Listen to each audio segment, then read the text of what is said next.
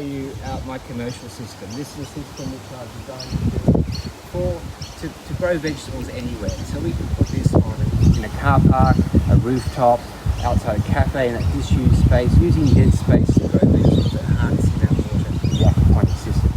Let me give you a tour.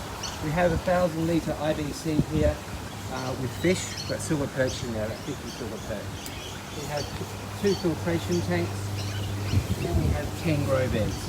Use a scaffolding frame. This is a standalone greenhouse using zip track blinds as my greenhouse on the sides and a rooftop. We've got 4 beds here with what we call floating raft. So it's a styrofoam floating raft. So the roots are in that water. There's an air stone in there, aerating that water constantly. Very good for those light leafy greens. 4 beds, tomatoes. Here we've got some parsley, kale. You might see these flowers. They're just normal daisies from the garden centre. They're used to scare away the butterflies. And they're the butterflies that lay the larvae for caterpillars. They look like a big white butterfly, they're territorial, and it sort of does a purpose there. Some tomatoes are growing really well in the deep water. There's an experiment which is working well. Got some chives, more tomatoes. Got a bit of a problem with my basil, but huge. Great, this is a perennial basil, lasts all year, great for pesto. Cucumbers. Now here are our media beds. So we've seen that before. I talk about that using flood and drain. So these constantly filling and then coming to the end. And this is just soil. Plain compost used from the farm here with some horse manure and wood chips. This, what happens here is we fill up, we put some water in there, it automatically comes out the drainage pipe at the back, but it never overflows. And that's for root vegetables. They're my root vegetables growing there. So just have a walk around and I'll show you.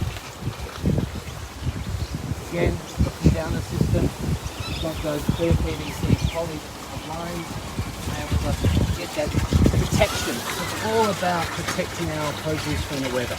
We've had some crazy summers here in Melbourne, cold and stormy one last night. The produce is protected and therefore we can get some good produce off it. It becomes very productive. As you can see there.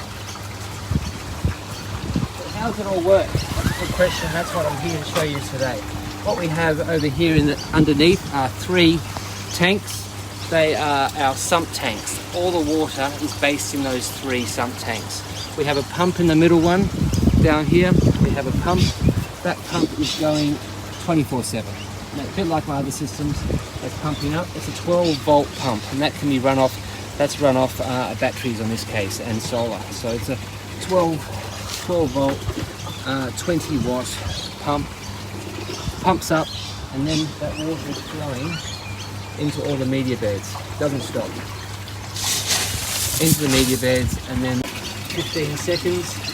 It's going to get faster and faster and faster, and then all that water will flood out in one big gush. So it's the bell cycle engaging.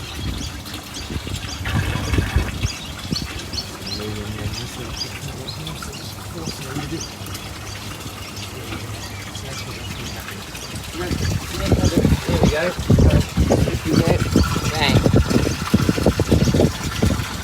So all that water in that grow bed is now empty.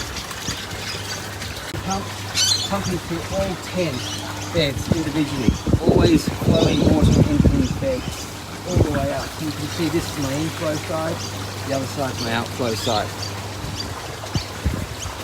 It's also pushing water into my fish tank at the back there.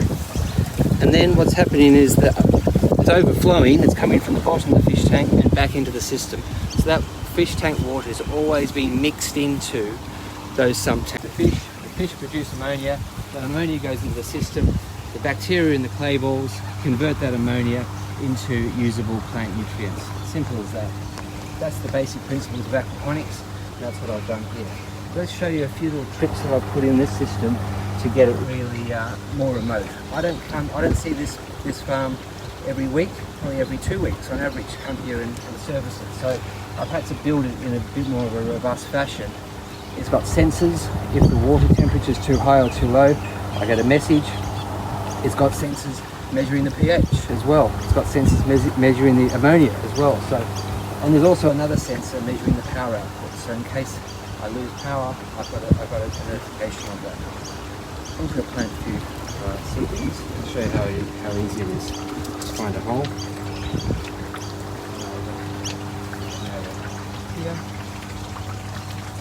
This is lettuce and kale. I have enough lettuce and kale. There you go. That's me planting out some seedlings for the week. Okay, the engine room. This is what the topic of today's discussion is about, the engine room. I have in my toolbox down here. This is where it all is. So I have two 120 amp hour DC batteries. They're wired in parallel, and that the solar panel is constantly charging these batteries. We have a solar controller there. I use Vicron, very good quality gear, and this is all from the home of 12 volt, the guys in Adelaide. We work on some camper trailers and things like that, so this is a fantastic system. This system's been running for over 12 months, never had an issue. You can see there I'm running about 13 volts in both, so it's running beautifully. So the pump there, is wired directly into those batteries. Okay, so I'm off the grid, and that's fantastic. Secondly, I have a water monitoring system. I mentioned that briefly. You can see that white box there. It's called a Senai water monitoring system based out of the UK. There's a sensor in the water. It tells me a few things. It tells me pH, ammonia, it tells me water temperature, and also water level too. I do lose water through evaporation and plant use, so there is a bit of top up required. So that's important to know those metrics. That information comes through to the Senai base, and then if you have a look down there, gets sent to me remotely. There's a SIM card in there, and that gets sent to the cloud, and I then get text messages. I have an app, and it's all remotely. So I've taken this to another level when it comes to monitoring. There also is, I do have power, 240 power at this site backup if necessary, and I also have a device here which will tell me if there is a power outage on the system. So for this system particularly, I need that power just to run the air pump. This is an air pump here, and that's used for the aeration for the fish and aeration for the mineralization tank. So that's the secret of the sauce. This is the extra layer which gives me that redundancy and that comfort that the system is going to continue to perform and continue to run. I'm pretty happy with that, and it's been working tremendously so far. Please message me directly if you've got any questions. My name's Justin from Aquaponics. Remember, turn off the news and build a garden.